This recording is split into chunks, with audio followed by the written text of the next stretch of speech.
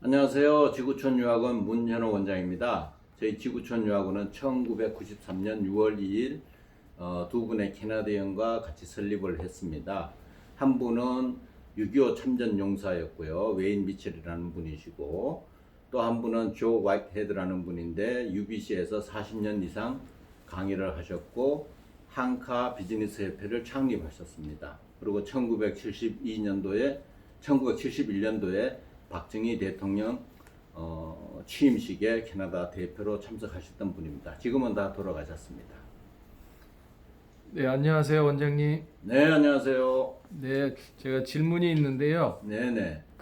요즘 학생들이 영어 어학연수를 많이 고민들 하고 있는데, 미국으로 가야 될까, 캐나다로 가야 될까, 영국으로 가야 될까, 이런 고민들을 많이 하는데, 국가별로 어떤 식으로 가면 좋은지, 뭐, 각 나라별 특징이나 비용이나 이런 거를 전체적으로 좀 알 수 있을까요? 예, 간단하게 국가별로 설명을 해드리겠습니다. 첫 번째, 우리나라 학생들이 가장 많이 가는 국가가 어디냐면 미국입니다. 거의 제 경험으로는 3분의 2 정도가 미국을 택합니다. 어학연수부터 정규학, 조교학까지. 그럼 미국에서 어학연수를 하는데 어떤 기준으로 내가 학교를 선택을 해야 될까? 첫째는 예산입니다. 두 번째는 본인이 원하고자 하는 꿈, 즉 자기가 지금 현재 전공과 관련돼서 내가 영어만 배우는 것이 아니고 관련된 전공과 연계된 프로그램을 같이 들을 수 있는 것이면 좋겠죠. 그 다음에 세 번째는 본인 예산에 맞춰야 됩니다. 그래서 가장 중요한 게 학생들이 뭔가 하고자 하는 자기 뜻, 의지가 있을 겁니다. 내가 5년 후, 10년 후 내가 어떤 직업을 가지고 어떤 모습을 자기가 원하는지에 따라서 학교 형태가 틀려집니다. 그랬을 때 미국 어학연수 하면 통상적으로 뉴욕, 보스턴, 시카고, LA, 샌프란시스코 같은 대도시 혹은 명문대학교 부서를 통상적으로 원합니다. 잘 모르기 때문에 그렇죠. 비용도 많고 그만큼 한국 사람도 많고 대도시이기 때문에 또한 가장 중요한 안전 문제, 항상 사람 많이 모이는 곳에서 사건 사고가 발생을 합니다. 그래서 어학연수는 최소 경비로 최대 효과, 이것이 핵심입니다. 내가 UC 버클리에서 어학연수 했다고 누가 알아주지 않습니다. 어디 시골 같은데 사설어학원에서 했다고 누가 무시하지 않습니다. 내가 공식적으로 토플 스코어 100점 만점에 95점 나오면 잘하는 거예요. 제주도에서 혼자 독학했더라도. 그러나 어학연수라는 것은 단순하게 영어만 배우는 게 아닙니다. 그래서 미국 어학연수를 택할 때 첫째, 본인 예산에 맞춥니다. 두 번째, 학교, 대학교 브랜드 이름에 좌우될 필요 없습니다. 내 실속 있게 내 예산에 맞는 학교를 선택하는 겁니다. 세 번째는 학교 퀄리티가 검증이 되어 있는 학교를 가는 게 좋습니다. 네 번째는 한국 사람 많지 않은 곳으로 가는 게 좋습니다. 그야말로 24시간 365일 자나깨나 영어밖에 할 수 없는 그런 환경, 거기에 내가 노출을 시켰을 때 그야말로 미국인 커뮤니티 속에 들어가게 될 겁니다. 그래서 미국은 크게 나눠서 대학교 부설, 사설 이렇게 두 가지로 나눠볼 수 있습니다. 대학교 부설은 통상적으로 4주, 6주, 8주, 10주 이렇게 세메스터 즉 학기제로 운영이 됩니다. 그리고 한 세션 끝나고 그 다음 세션까지 통상적으로 작게는 일주일, 길게는 2, 3주까지 브레이크 타임, 수업이 없습니다. 그러나 그동안에 먹고 자는 경비는 계속 들어갑니다. 그래서 대학교 부설을 가야 될 학생들은 어떤 학생들이냐 하면 그 대학교에서 9월 학기에 또는 그 다음 학기에 정규 과정을 이미 입학 허가서를 받고 공부할 학생이 워밍업 차원에서 한두 달 정도 가는 것은 아주 적극적으로 추천합니다. 왜냐하면 정규 과정 시작되면 잠잘 시간도 부족하니까요. 그래서 워밍업 차원에서 대학 부서를 가는 것은 대찬성입니다. 두 번째, 사설어학원입니다.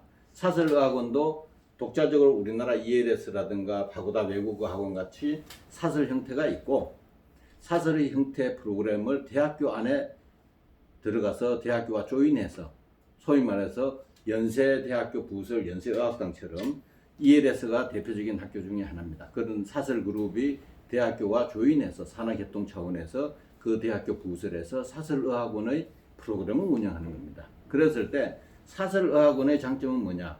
연중 라운딩이 되는 겁니다. 연중 라운딩이 되기 때문에 매주 월요일 날 조인이 가능합니다. 통상적으로. 그리고 좀 더 커뮤니케이션 중심, 즉 회화 중심이라고 보시면 대학교 부서는 좀 더 아카데믹한, 즉 대학교에서 공부한다는 전제하에 가르치는 조금 어떻게 보면 수준이 좀 더 높은, 적어도 영어 상중하로 나눴을 때 중상급 이상에 가야 효과를 볼 수 있다, 이렇게 생각합니다. 그래서 미국 같은 경우 핵심이 이겁니다. 첫째, 내가 커뮤니케이션 중심의 이 의학 연수를 할 것인가. 두 번째, 장기적으로 나는 유학을 갈 거니까 좀 더 아카데믹한 영어를 배우러 대학 부설에 갈 것인가. 세 번째, 본인 예산에 맞춰야 되겠죠. 네 번째, 퀄리티 있는, 즉 검증된 학교 시스템에 가는 겁니다. 네 번째, 다섯 번째는 그 학교에서 영어만 배우는 것이 아니라 플러스 알파, 즉 영어 플러스 something special. 예를 들어서 내가 법학을 전공합니다. 그러면 영어 플러스 비즈니스 로라든가 전체적으로 내가 법에 관한 전공에 관련되는 그런 과목을 내가 하다못해 파타임으로 들을 수 있는 이런 학교 시스템을 가는 게 좋겠죠. 네. 네. 그 다음에 이제 캐나다로 넘어갑니다. 자, 캐나다하고 미국과 비교하면 크게는 인구가 10분의 1. 땅덩어리는 비슷합니다. 그러나 아시다시피 미국 위에 캐나다가 위치하기 때문에 겨울이 반, 봄, 여름, 가을이 반입니다. 그래서 밴쿠버부터 토론토까지 거의 도시들이 미국 국경선 부근에 위치하고 있습니다. 그리고 절반 이상이 캐나다 하면 밴쿠버 아니면 토론토로 몰려갑니다. 그래서 저는 좀 안타까운 게, 물론 밴쿠버, 토론토 도시가 큰 만큼 학원도 많이 있습니다. 대학 부설도 많이 있습니다. 하지만은 영어 연수는 최소 경비로 최대 효과만 내가 얻어오면 그만입니다. 그래서 밴쿠버를 예를 들자면 다운타운을 중심으로 많이 밀집이 되어 있는데 굳이 그쪽으로 갈 필요까지는 없습니다. 한국 사람이 바글바글한데도 알면서도 가는, 참 안타까운 게 현실이고, 토론토 하면 토론토 중심가를 기준으로 해서 많이 몰려 있습니다. 거기서 30분, 1시간만 벗어나도 얼마든지 쉴 수 있고 물가 저렴하고 안전하고 또 퀄리티 있는 학교 얼마든지 찾을 수 있습니다. 물론 엘버타주라든가 사스카츄안주, 매니토바주 얼마든지 좋은 학교 많이 있습니다. 단 미국에 비하면 대학교도 턱없이 부족합니다. 미국은 4,000개가 넘지만은 캐나다는 100개도 안 됩니다, 사실은. 그래서 캐나다 의학연수의 장점은 아직까지는 미국에 비해서 저렴한 편이고 홈스테이 가정도 좀 더 프렌들리하고, 그 다음에 전체적으로 봤을 때는 아직 미국보다 훨씬 적은 인구가 가고 있기 때문에 좋은 영어 연수 국가입니다. 그래서 비용 같은 경우는 통상적으로 유학 경비, 의학 연수 경비는 등록금 반, 생활비 반입니다. 그러니까 기본적으로 한 달 등록금 100만 원 잡으시고 생활비 100만 원 내지 150만 원 이렇게 용돈 포함해서 잡으시는 게 에버리지 평균입니다. 그리고 영국 같은 경우 아시다시피 영어의 본고장이라고 그러죠. 우리나라 훈민영어 이제처럼 가보면 영어에 대한, 영어 교육에 대한 자부심이 대단합니다. 그리고 대도시부터 중소도시에 이르기까지 아주 시스템이 완전히 자리 잡아 있죠. 그래서 배낭여행의 원조가 바로 영국입니다. 대영제국 시절 그야말로 배낭만 메고 가도 전 세계 어디든 자기 나라 땅이니까 해서 트래블 앤 투어리즘 같은 관광학을 전공하는 학생들한테 특히 좋습니다. 또 한 가지, 영국은 저희 같은 경우 영국뿐만이 아니고 미국, 캐나다, 호주 어느 나라든 영국 하면 런던하고 옥스퍼드, 캠브리지는 제가 지향하라 그럽니다. 첫째는 제일 비쌉니다. 두 번째, 한국 사람이 많습니다. 세 번째, 모든 사건 사고의 중심은 사람 모이는 대도시에서 가장 많이 일어납니다.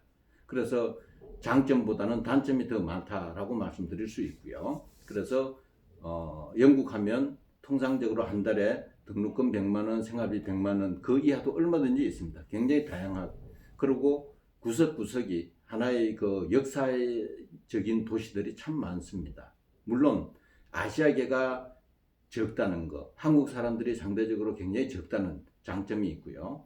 영어 교육에 대한 자부심이 대단해서 유럽 학생들을 많이 만나게 될 겁니다. 자, 영국하고 아일랜드의 가장 큰 장점은 유럽 학생들이 3분의 2 이상을 차지합니다. 그리고 그 나라에서 온 학생, 유럽 학생들, EU의 국가들에서 온 학생들은 한 달 이상씩 있는 학생들이 많지 않은 것을 확인할 수 있을 겁니다. 그러면 가만히 앉아서 유럽 30개국 친구들을 다 사귀어 볼 수 있다는 거고, 그 애들은 또 커뮤니케이션부터 배운 영어이기 때문에 실질적으로 어휘, 문법, 독해 능력은 우리나라 학생들이 우수할지는 몰라도 회화 능력, 커뮤니케이션, 소통 능력은 유럽 학생들이 같은 게르만이기 때문에 훨씬 히딩크 감독, 쿠엘료 감독처럼 자연스럽게 살아있는 영어를 배운 영어를 구사를 할 겁니다. 그래서 친구를 사귀더라도 호주나 캐나다, 미국보다는 월등히 유럽 학생들을 많이 사귈 수 있다는 장점이 있습니다. 또 한 가지, 영국 같은 경우는 영어 플러스 골프, 테니스, 어카운팅,